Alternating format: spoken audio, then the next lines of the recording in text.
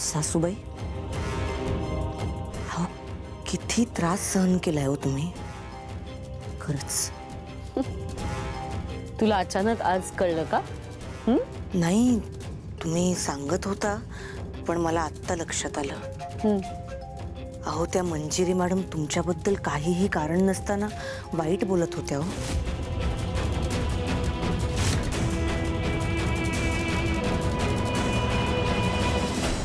काय म्हणत होती? मला म्हणाल्या नीट राहा, अजूनपर्यंत निकाल लागला नाहीये. आणि मग अचानक तुमच्यावर घसरल्या. म्हणाल्या ती नर्मदा भावाच्या जीवावर जगते, ऐत्त खाते,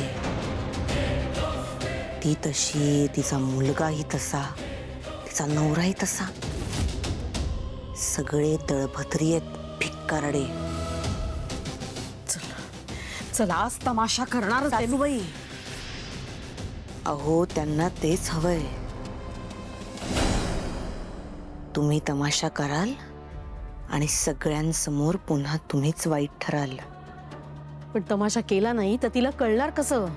चल तू. अहो आजपर्यंत तुम्ही फक्त तमाशे केलेत, तुम्हाला काही मिळालंय का? उलट 4 शब्द ती तुम्हालाच ऐकवेल. तुम्हाला माहिती आहे ना त्या कशा आहेत. पण ती मला एवढं सगळं बोलली आणि मी त्याच्यावर काहीच उत्तर द्यायचं नाही तिला. गप्प कोण बसतंय?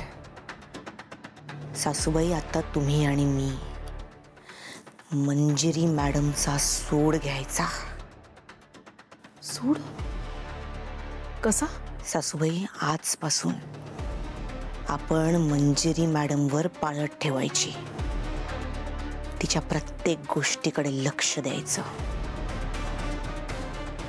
त्या कुठे जातायत, कोणाशी बोलतायत, काय बोलतायत, कधी बोलतायत, ही सगळी माहिती गोळा करायची.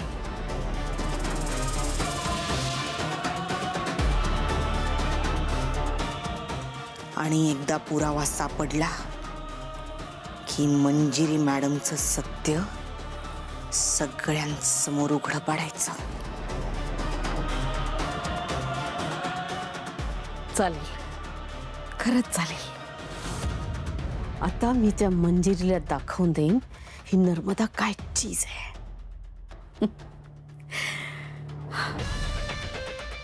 काहीतरी धागा नक्कीच हाती लागेल जो या मंजिरीचं खरं स्वरूप उघड करेल.